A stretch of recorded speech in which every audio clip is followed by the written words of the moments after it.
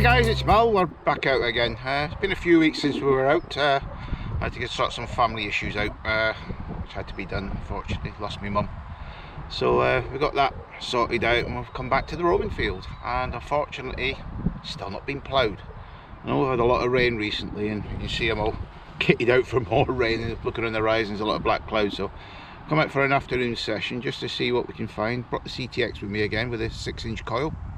And we use my roaming program, which always works well on this field, and we don't know what we'll get. It has cut the wheat, that's the main thing, so that's more onto the roaming patch, so we'll give that a go and see what we can winkle out. So we've been doing this for nearly 30 years now and stuff still comes out, but we do need a good ploughing just to bring some more stuff up. So let's get out there.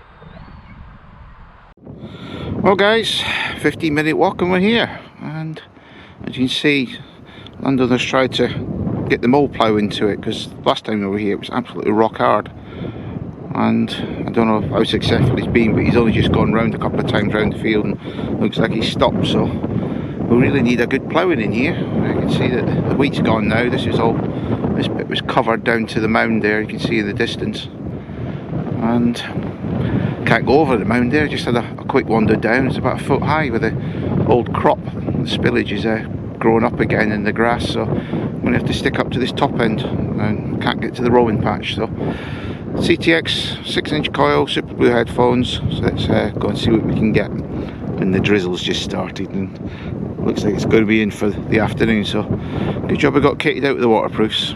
Let's go and give it a go. Haha, with a few bits of lead, bits of copper, and that would have been going for a while, because I saw that in the pile. I thought it was a little quarter stator. Another one of these pesky gold buttons. It's got a fleur de lis on it. So it might be a Welsh or French, you never know. But it's rough and running now, that's the main thing. Well, just a bit of crottle bell. It's a few little signals are popping out, but there's not that many. But the wind is definitely getting up now, so apologies for any wind noise as usual. Just can't help it on this ridge. Well, I've been going an hour and there's just a bits of scrap been coming out, and this first bit of interest really is belt fitment. Probably not too old, I would say late medieval, if that. It's certainly showing its bits and pieces around still. Well guys, got a nice high tone there and just kicked all this muck out. I just see it's a big penny or a halfpenny. That's a halfpenny, I think. Yeah. Probably one of the Georgie Porgies. Just make the tang out there on one side, and look on the other.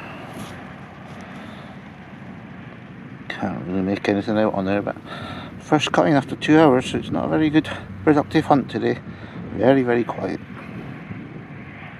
Well, we chased around in the muck for that one, little rose farthing there. There's not a lot coming out, into 3 hours now in this hunt. Not very good.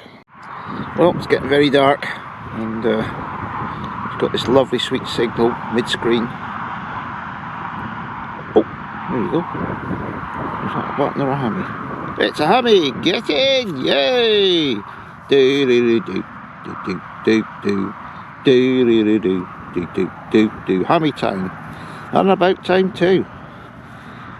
What we got? Very, very warm. That's why I'm rubbing it.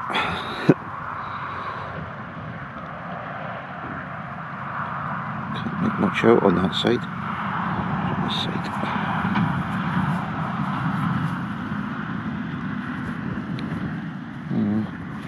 I'll go for a Charles, this one. Charles the First. And it's got a piercing through it there, see? And a lot of the Charles coins were pierced when they were in circulation, just to keep them going. He had his head lopped off. But we'll get a proper confirmation when we get home for the review. But we are struggling today. We've just had buttons and a few bits and pieces. There's not going to be much on the video, that's for sure. Oh well, nothing exciting. Just really a little pistol shot by the looks of things here. Big difference with the soil now. It just breaks up as you dig it. The fines tend to fall out, like this one did. Easy to spot. It's a big change. Well, nothing major yet. Well, that's a big coin, I can see that from here. Just hit me by the looks of things.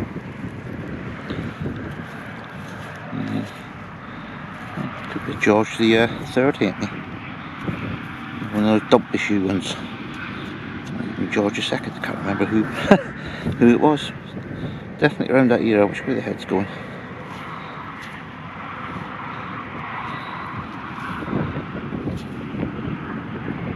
You see, yeah, it's like one of these thick ones. Well, coming to the end of the hunt. A few little bits and pieces starting to appear as usual when you get near the end. Well, we'll keep going. Just got one more run to do.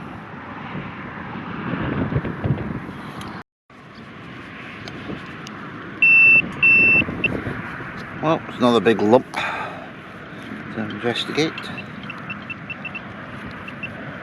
Sounds a bit like some lead, but you never know. You might get a surprise.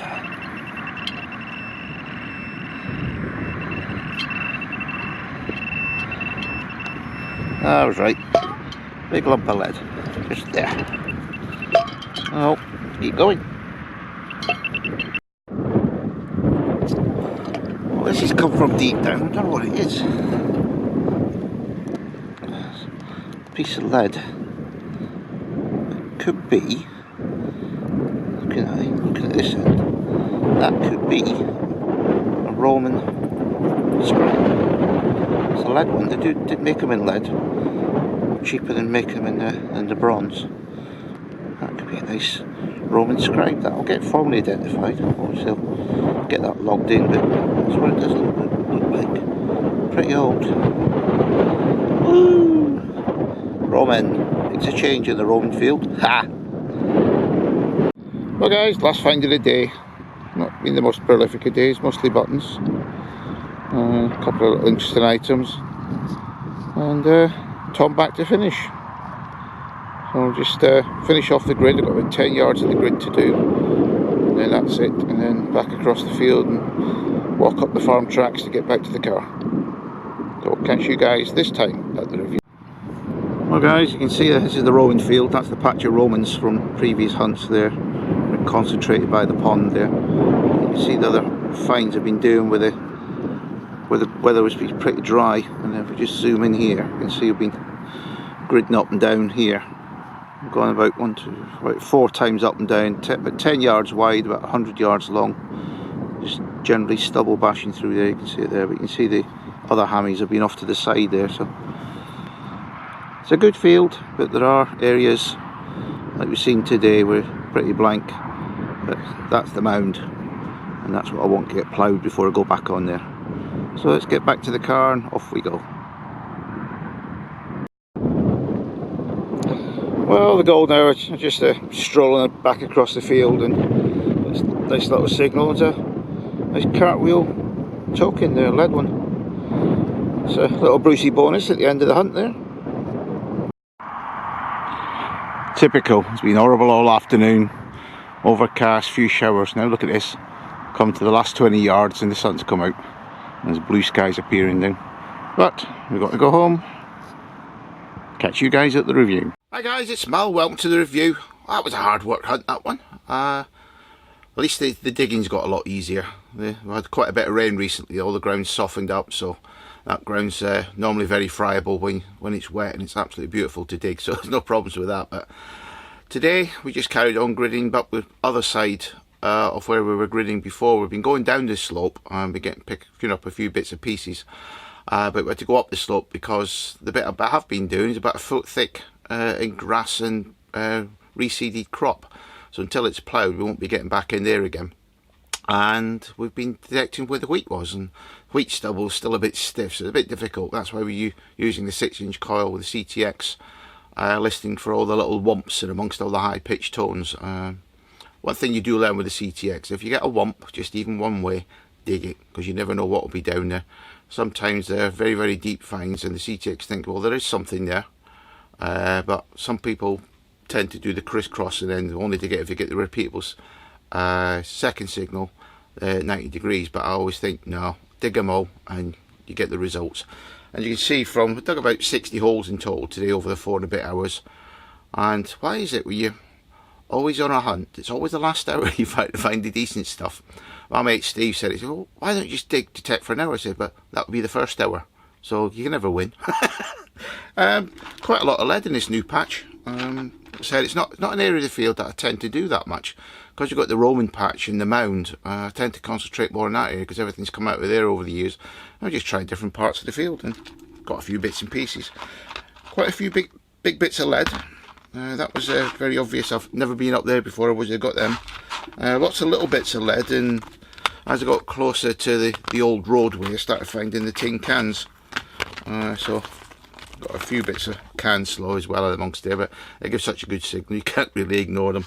So that aside, fines wise we didn't get that much really. Got 10 buttons, a few little coins, a couple of modern, I think it's a modern 2p, a 2 shilling or big old 10p there. Looks like we've got a George, Halfpennies, a couple of those. I'll get those cleaned up and see if we can ID them a bit better. Bit of a crotal bell, bit of a buckle, a couple of little watch winder handle ends, tiny little signals, reasonable depth as well, a couple of inches down, so CTX is performing quite well. I've had that since it came out, so got used to it now. A couple of pistol balls, bit of 2.2 bullet. Just did a brain freeze there. Sack seal, bit of a belt fitment, and then come on to the other bits. I got little rose farthing. We do get quite a few of those in there. There's a lot of Civil War skirmishes, the Royalists and the Parliamentarians, and it's all around that year you get the rose farthings. A nice little wheel lead counting talk in there. We do get quite a few of those up in that area where I found that. Strangely, never get them anywhere else in the field, just around where the entrance is to the field. And the fines bag. I'll save the best bit till last. Little, I think it's a Charles I penny. It is pierced, so they tend to be from that area.